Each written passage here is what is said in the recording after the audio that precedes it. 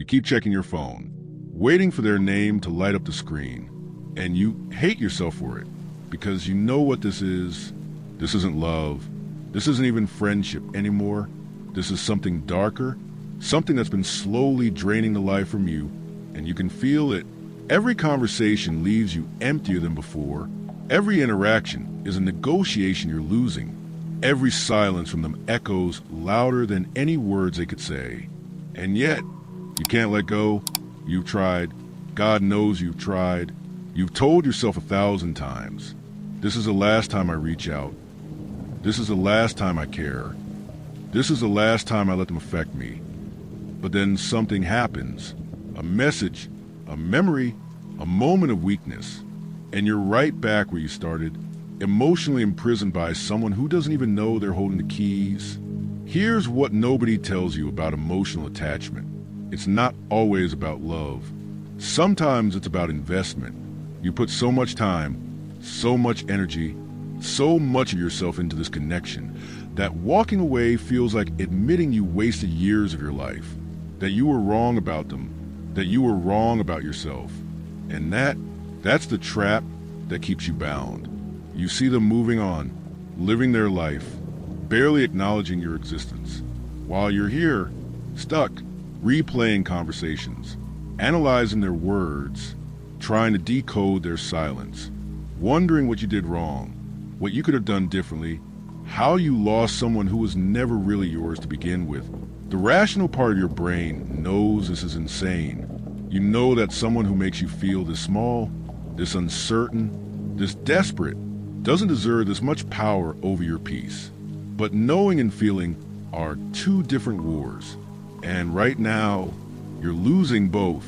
You become a ghost of yourself, walking through your days, physically present, mentally somewhere else, always somewhere else, in the past with them, in imagined futures that will never exist, in conversations you'll never have, in apologies you'll never receive.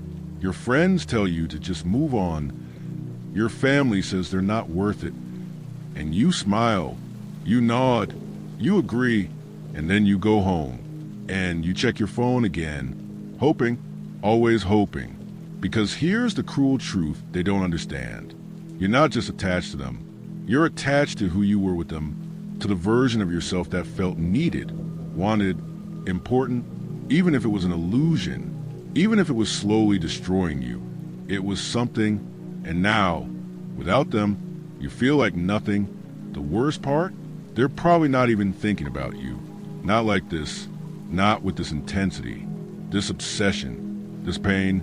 They've already moved on, already detached, already forgotten. While you're here, drowning in memories they've already erased, and that realization that they let go so easily while you're barely holding on, that's what finally breaks something inside you. Not the anger, not the betrayal, but the asymmetry of it all, the brutal inequality of emotional investment. You gave them your mind, your time, your energy, your peace. And what did they give you in return? Anxiety, confusion, self-doubt, and this gnawing emptiness that follows you everywhere, even in crowded rooms, even surrounded by people who actually care. You feel alone because the one person you wanted doesn't want you back. But here's what you need to understand right now. This pain you're feeling, this desperate need to maintain the connection, it's not about them anymore. It's about you, about patterns you learned, about wounds that existed long before they came into your life.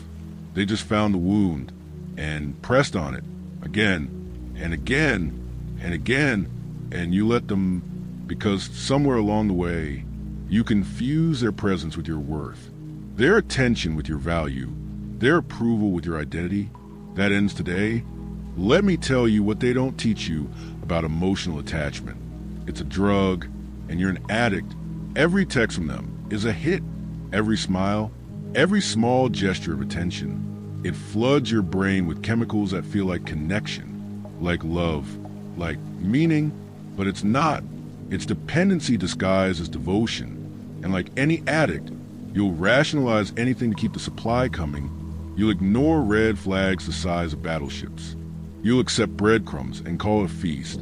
You'll tolerate disrespect and call it understanding. You'll sacrifice your dignity and call it patience, because the alternative, the void of their absence, feels worse than the pain of their presence. Or so you think. Here's the illusion modern society sold you, that holding on is strength, that fighting for someone shows character, that real love means never giving up. They fed you Disney movies and pop songs and romantic comedies, all teaching you that persistence wins, that if you just try hard enough, care deeply enough, wait long enough, they'll finally see your worth. But that's not how reality works. That's not how respect works. That's not how genuine connection works. What you're doing isn't love, it's self-abandonment. You're not fighting for them, you're fighting against yourself, against your own self-respect, against your own peace, against your own future. And here's what really twists the knife. Every day you spend attached to them is a day you're unavailable to yourself, to your growth, to your purpose, to people who would actually value you. You're so busy watering a dead plant that you don't even notice the garden die around you. They taught you that letting go is weakness, that detachment is cold, that protecting your energy is selfish. So you stay, you endure, you suffer, and you call it loyalty. But let me show you what's really happening. Every time you reach out and they respond coldly, every time you're vulnerable and they're dismissive, every time you show up and they don't, you're teaching your brain that you're not worth better, that this is what you deserve, that your needs don't matter. You're literally rewiring your neural pathways for acceptance and mistreatment, conditioning yourself to expect less, to accept less, to be less, all while believing you're being noble, patient, understanding. No, you're being destroyed, slowly, systematically, with your own permission. And here's the part that should terrify you. The longer you stay attached, the harder it becomes to leave, not because the connection gets stronger, but because your sense of self gets weaker. Your identity becomes so entangled with them that you forget who you were before, who you could be without them. You become a supporting character in their story, while they become the entire plot of yours. That's not balance. That's not love. That's not even friendship. That's emotional slavery. And you're both the prisoner and the guard. Look at what this attachment costs you. Your sleep, your focus, your confidence, your other relationships, your goals, your peace, your self-respect, your time, your energy, your mental health. Is anyone worth that price? Really? Be honest. Because while you're here, obsessing, waiting, hoping, they're out there living, growing, moving forward, completely unburdened by thoughts of you. They already practice what you're about to learn, emotional detachment. The difference is they did it naturally, selfishly, without guilt. And you're about to learn it the hard way, through pain, through necessity, through the brutal realization that staying attached to people who've already let go is like holding on to a rope that's already been cut. You're not holding on to them. You're just falling slower. Here's what they never told you. The opposite of love isn't hate. It's indifference. And indifference is exactly what you need. Not the fake kind, not the pretend attachment where you're secretly still obsessed, but real, deep, philosophical indifference, the kind that the Stoics mastered while ruling empires and surviving slavery, the kind that set you free. Rome, 170 AD. The greatest empire the world had ever known was crumbling. Marcus Aurelius sat in his military tent on the frozen banks of the Danube. The philosopher emperor, the most powerful man alive, was surrounded by betrayal. His generals plotted against him. His wife was rumored to be conspiring with his enemies. His own son would become one of history's most corrupt rulers. And plague was ravaging his cities. Everyone he trusted, everyone he loved, everyone he'd given power to was either dying, betraying him, or destroying everything he'd built. And in that tent, alone, he wrote something in his private journal that would echo for 2,000 years. You have power over your mind, not outside events. Realize this, and you'll find strength. He wasn't writing philosophy. He was documenting his survival. His emotional detachment wasn't theory. It was the only thing standing between him and complete psychological destruction. This is what modern self-help gurus don't tell you about Stoicism. It wasn't created by comfortable academics in peaceful libraries. It was forged in the absolute worst conditions imaginable, by slaves being tortured, by emperors facing assassination, by exiles losing everything. These weren't people who chose detachment. They needed it to survive. Epictetus was a slave. His master broke his leg as punishment, and while it was happening, while the bone was being twisted and shattered, he remained calm, not because he was superhuman, but because he understood something that most people never learn. It's not what happens to you, but how you react to it that matters. His body was being destroyed, but his mind remained his own. That's the power of true detachment. And Seneca, one of Rome's wealthiest men, advisor to Emperor Nero, he watched that same emperor turn against him, accuse him of conspiracy, order his execution. And how did Seneca respond? With philosophical calm. He comforted his weeping friends. He dictated letters on virtue. He opened his veins and died discussing philosophy, because he'd already practiced death 1,000 times, already detached from the outcome, already free. This is what you're about to learn, not some watered-down modern version, not toxic positivity dressed up as ancient wisdom, but the real thing, the brutal, uncomfortable, life-changing practice of emotional detachment that kept these men whole when everything around them was falling apart. The Stoics discovered something revolutionary, that you can't control other people. You can't control their feelings, their actions, their loyalty, their love. You can't even control whether they stay in your life or disappear without warning. But you can control one thing, your inner citadel, your mind, your response, your attachment. They called it the dichotomy of control, and it's the first key to emotional freedom. Imagine your mind as a fortress. Marcus Aurelius used this exact visualization. The external world is chaos, barbarians at the gates, betrayal within the walls, plague in the streets. But inside your inner citadel, you can create peace, order, strength, not by controlling the chaos outside, but by refusing to let inside. Most people do the opposite. They leave their gates wide open, let everyone in, give everyone the keys, hand out citizenship to anyone who smiles at them, and then they wonder why they feel invaded, occupied, conquered by people who don't even respect them enough to stay. The Stoics were brutal about this. If someone could disturb your peace, you gave them that power.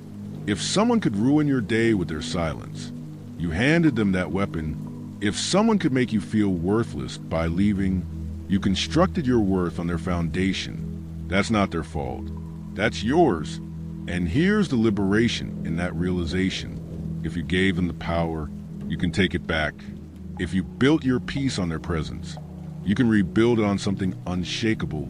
Yourself, your principles, your philosophy, your inner fortress. Marcus Aurelius wrote, if you are distressed by anything external, the pain is not due to the thing itself, but to your estimate of it. And this you have the power to revoke at any moment. Read that again. The pain isn't in them leaving, it's in your estimation of what that means.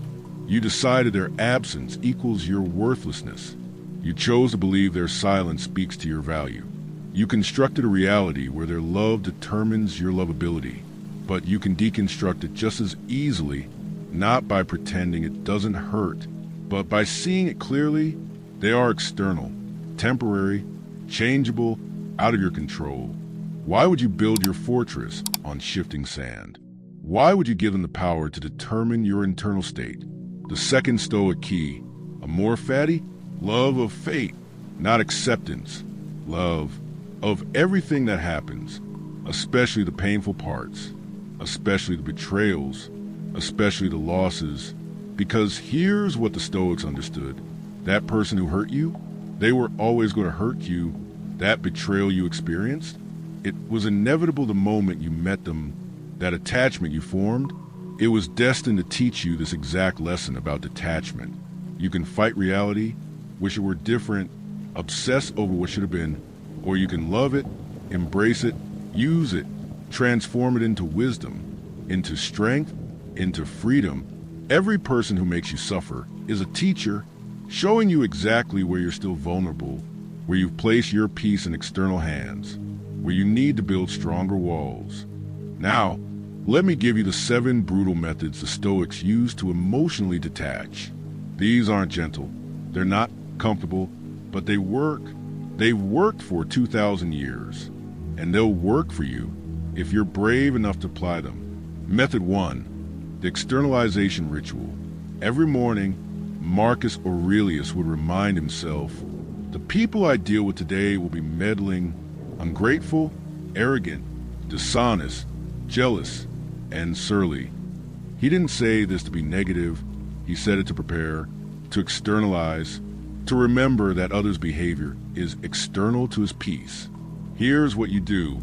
Every time you think of them, every time you feel that pull, that attachment, stop and say out loud, this person is an external event. Their actions are beyond my control. Their feelings are not my responsibility. Their presence or absence does not define my worth. Sounds simple? It's not. Your brain will fight this. It will say, but they're special, but this is different, but we had something real. That's the addiction talking.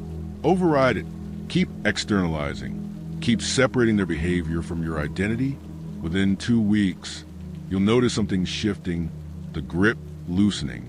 Not because you stop caring, but because you stop confusing their external actions with your internal worth.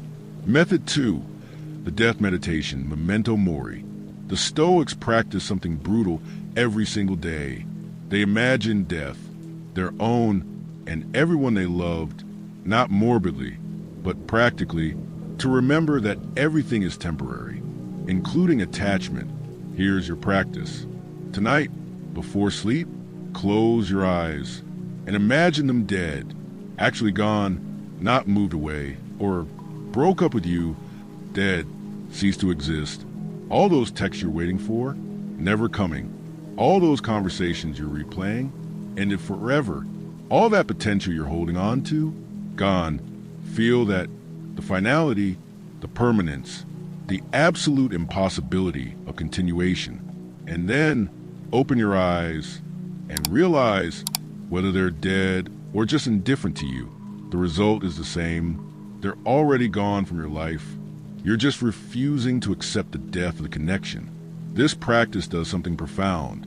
It shows you that you can survive their absence, because in your visualization, they're completely absent, and you're still here, still breathing, still whole.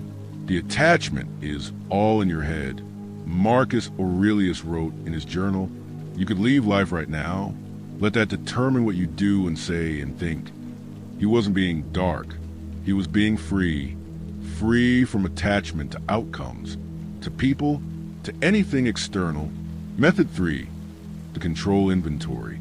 Epictetus was obsessed with one question. Is this in my control? He divided every single thing in life into 2 categories. Things he controlled and things he didn't. And then he made a revolutionary choice. He only cared about the first category. Right now, make a list. Actually write this down. On the left side, write everything about this person that you can control. Their thoughts about you? No. Their feelings? No. Their decision to stay or leave? No. Whether they text back? No. Whether they respect you? No. Whether they change? No. Keep going. You'll find that list is very, very short, probably empty. Now the right side, what can you control? Your response to their behavior, your decision to maintain boundaries, your choice to invest energy elsewhere, your commitment to your own growth, your standards for how you allow people to treat you, your ability to walk away, your inner dialogue, your self-respect. This list, this is your power. This is your kingdom. Everything on the left, let it go. Not because you don't care, but because caring about things you can't control is voluntary suffering. Method 4, the perspective shift, view from above. Marcus Aurelius had a practice he called view from above when he felt overwhelmed by personal attachments or political betrayals. He would visualize himself floating up above his body, above Rome, above Earth, looking down at humanity from cosmic perspective. From up there, his problems looked tiny. That person who betrayed him, just another human, making human mistakes, in a universe that would exist for billions of years after both of them were dust. The emotional drama, microscopic, temporary, meaningless in the grand scale. Here's your practice. When you feel that pull, that attachment, that obsession, do this. Close your eyes. Imagine floating up, above your city, your country, your planet. Look down at yourself, this tiny human on this tiny world, obsessing over another tiny human who won't even remember your name in 50 years. And you won't remember theirs because you'll both be dead. That connection you think is everything, it's a blip, a momentary intersection of two temporary consciousnesses in an infinite universe that will continue long after you're both forgotten. Does this make it meaningless? No, it makes your attachment to it meaningless. There's a difference. You can value the experience, learn from it, appreciate what it taught you without being enslaved by it. Method 5, the teacher transformation. Seneca wrote, "A gem cannot be polished without friction, nor a man perfected without trials." Every difficult person in your life is friction, polishing you, whether they intend to or not. This person you're attached to, they're your teacher, not a teacher who gently guides, but the kind that throws you into the deep end, tests you, challenges you, forces you to either grow or drown. And right now, you're choosing to drown, swimming in circles, exhausting yourself, when you could plant your feet and walk out. Transform your perception. They're not someone you need, they're someone you're learning from. The lesson? How to detach, how to maintain boundaries, how to recognize when to invest and when to withdraw, how to build self-worth independent of external validation. Every time they disappoint you, lesson. Every time they're cold, lesson. Every time they take you for granted, lesson. Stop seeing these as painful experiences. Start seeing them as curriculum in the school of emotional sovereignty.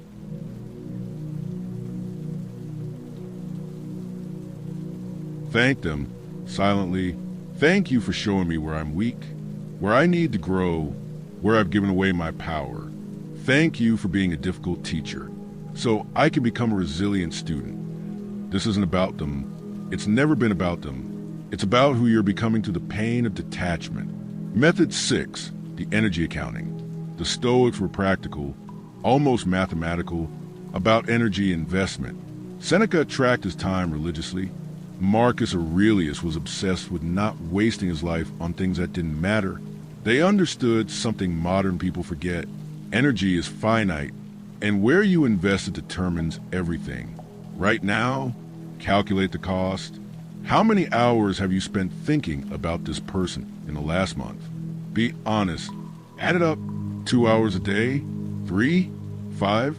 Let's say 3 hours daily. That's 90 hours a month. 1,080 hours a year. That's 45 full days. 45 entire days of your one precious life, spent obsessing over someone who isn't thinking about you. Now, what could you build with 45 days? What skill could you master? What goal could you achieve? What version of yourself could you become? What genuine connections could you cultivate with people who actually value you? Every minute you spend attached to them is a minute stolen from your actual life, your real potential, your true purpose. The Stoics called this the cost of externals, and they refuse to pay it. Starting now, every time you think of them, acknowledge the thought. There's that attachment again, and then actively redirect your energy to your body, your work, your growth, your standards, your boundaries, your future self, not as distraction, as investment in something that actually yields returns. Method 7. The Silence Protocol, Premeditatio Malorum. The final method, the most brutal and the most liberating. The Stoics called it Premeditatio Malorum, premeditation of evils, anticipating worst-case scenarios to remove their power. Here's your protocol. For the next 30 days, complete radio silence. No texts, no calls, no social media checking, no casual run-ins, no mutual friend updates. Nothing. Complete, strategic, intentional silence. And here's the key. Don't tell them you're doing this. Don't announce it. Don't make a dramatic exit. Just stop. Withdraw your energy, your attention, your availability, not as punishment, as protection, as practice, as reclamation of your sovereignty. Your brain will panic. It's been conditioned to check on them, to maintain the connection, to keep the attachment alive. You'll feel anxiety, withdrawal, fear of missing out, fear they'll move on, fear they'll forget you. Good. Feel all of it and do it anyway, because here's what you'll discover. Around day 7, the panic starts to ease. Around day 14, you start remembering who you were before them. Around day 21, you realize they weren't thinking about you anyway. And around day 30, you won't recognize the person you were on day 1. So desperate, so attached, so small, this silence isn't about them. It's about you, proving to yourself that you can survive, thrive, exist without their validation, their presence, their attention. Without them, Marcus Aurelius practiced this. When people betrayed him, he didn't fight, didn't argue, didn't chase. He withdrew, quietly, completely, and built his inner citadel so strong that their absence couldn't touch him. That's your path now. Imagine this. 6 months from now, you're walking through your life, and their name appears on your phone, and you feel nothing, not anger, not hurt, not longing, not vindication, just neutral, indifferent, free. That's what's waiting for you on the other side of this practice. Not the fake detachment where you're secretly still obsessed. Not the bitter detachment where you're still giving them power through your hatred. But true, stoic, philosophical indifference, the kind that sets you free to actually live. Here's what changes when you master emotional detachment. You stop checking your phone every 5 minutes, because whether they message or not doesn't determine your worth anymore. You've built your worth on unshakable ground. Your principles, your actions, your integrity, things nobody can take from you. You stop replaying conversations because you understand that people's actions reveal their character, and their character isn't your responsibility to fix, to understand, to excuse. You see them clearly without the distortion of attachment, and you make clean decisions based on reality, not potential. You stop feeling anxious when you see them or hear about them or remember them, because they've been reclassified in your mind from essential to external, from everything to experience, from home to lesson learned. And something else happens, something unexpected. People start treating you differently, not because you're playing games, but because you fundamentally changed. You carry yourself differently. There's a new quality to your presence. Calm, grounded, unshakable. The Romans called it gravitas. We might call it self-respect, or dignity, or power. When you're no longer desperate for anyone's attention, attention comes. When you're no longer seeking validation, validation appears. When you're no longer attached to outcomes, better outcomes manifest, not through manipulation, through transformation, through the energy shift that happens when you reclaim your power. But here's what's more important than external changes: the internal revolution. You wake up, and for the first time in months, maybe years, your first thought isn't about them. It's about you, your goals, your day, your life. You reclaimed your mental real estate, your emotional bandwidth, your energy, all of it invested back into yourself. You start building again, not for them, not to prove something to them, not to show them what they lost, but because you finally have the energy to build, because detachment freed up resources you forgot you had. Time, focus, passion, clarity, all the things attachment was slowly draining away. And then one day, probably when you least expect it, you'll realize something profound. You don't miss them anymore, not in that deep, painful, obsessive way. You might miss the idea of them, the potential you saw, the connection you wanted, but them, the real them, the person who treated you that way, made you feel that small, disrespected your energy that consistently? No, you don't miss that. You've outgrown it. This is what Marcus Aurelius meant when he wrote, "The obstacle is the way." This person, this attachment, this pain, it wasn't destroying you. It was forging you into someone stronger, wiser, more complete. Someone who doesn't need external validation to feel whole, who doesn't need anyone's permission to value themselves, who doesn't need reciprocation to know their worth. The Stoics understood something revolutionary, that suffering is inevitable, but suffering without growth is optional. You can go through this pain and emerge broken, bitter, closed off to future connection. Or you can go through this pain and emerge refined, resilient, emotionally sovereign. The choice, as always, is yours. 2,000 years ago, Epictetus was a slave, broken leg, no freedom, no rights, completely powerless in the external world. And yet, in his mind, in his inner citadel, he was freer than his master could ever be, because he understood what you're learning now. That true freedom isn't the absence of chains. It's the presence of emotional sovereignty. Marcus Aurelius was surrounded by betrayal, leading an empire through plague and war. Everyone he trusted either dead or turned against him, and yet he maintained his peace, his purpose, his power, not by controlling others, but by mastering himself, by refusing to let external chaos disturb his internal order. These men faced worse than you, than me, than anyone reading this. And they didn't just survive, they thrived. They left legacies that echo millennia later, not because of what happened to them, but because of how they responded, how they detached, how they transformed obstacles into wisdom, pain into philosophy, suffering into strength. You're standing at the same crossroads they stood at, the same choice they faced. Continue giving external people internal power, or reclaim your sovereignty. Take back your mind, rebuild your fortress, and live from a place of unshakable strength. This person you're attached to, in 5 years, 10 years, 20 years, there'll be a story, a memory, a lesson, maybe not even that. There'll be someone you once knew, someone who once mattered, someone you've now completely outgrown, but you'll still be here, still growing, still building, still living. The only question is, what version of you will be living that life? The attached one, still checking phones, still replaying conversations, still giving power away? Or the detached one, sovereign, strong, free?